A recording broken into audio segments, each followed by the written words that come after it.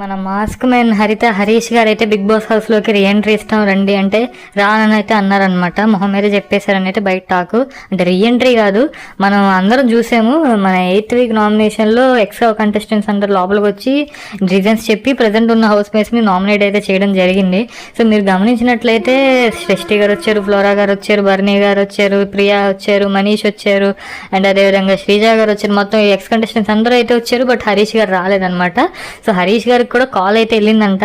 So Harish గారు phone చేసి ఇలా మీరు నామినేట్ చేయడానికి హౌస్లోకి అయితే రండి అని అయితే మాట అన్నారంట big boss team. But Harish గారు అయితే డైరెక్ట్గా చెప్పేశారంట, నేనైతే మళ్ళీ మీ బిగ్ బాస్కి రాను, ఇప్పుడు నాకు ఇంట్రెస్ట్ లేదు, సంథింగ్ ఈ టైప్లో నేనైతే రాను అనేది అయితే కన్ఫర్మ్గా ఆయన అయితే చెప్పేశారనమాట బిగ్ బాస్ టీమ్కి.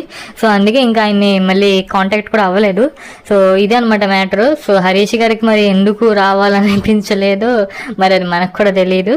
బట్ 8th వీక్లో నామినేషన్లో అయితే వీళ్ళు అందరూ వచ్చి నామినేట్ చేశారు. అందులో 2 హౌస్ మేట్స్ ఇంట్లో ఉన్నారు. అందులో ఒకరు పర్మనెంట్గా బర్నీ గారు హౌస్లో ఉండబోతున్నారు. శ్రీజ గారు అయితే హౌస్ నుంచి ఎలిమినేట్ కూడా అయిపోయారు.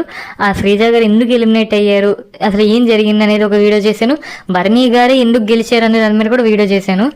మీకు చూడకపోతే వెళ్ళి చూడండి. అండ్ ఓటింగ్ పొజిషన్స్ కూడా నేను వీడియో చేసి పెట్టేశాను. అది కూడా చూస్తే మీకు క్లారిటీ చేస్తే ఎవరు టాప్లో ఉన్నారు, ఎవరు బాటంలో ఉన్నారు అనేది. సో యాజ్ ఆఫ్ నవ్ అయితే ఇది అనమాట తెలిసింది. హరీష్ గారు అయితే బిగ్ బాస్ టీమ్కి రాననేది చెప్పేశాను అనమాట. అండ్ శ్రీజ గారు గురించి ఇంకా అప్డేట్స్ నెక్స్ట్ వీడియోలో పెడతాను. సో అది కూడా చూడండి. అంతే అనమాట. Thank you. Signing off Meitei now.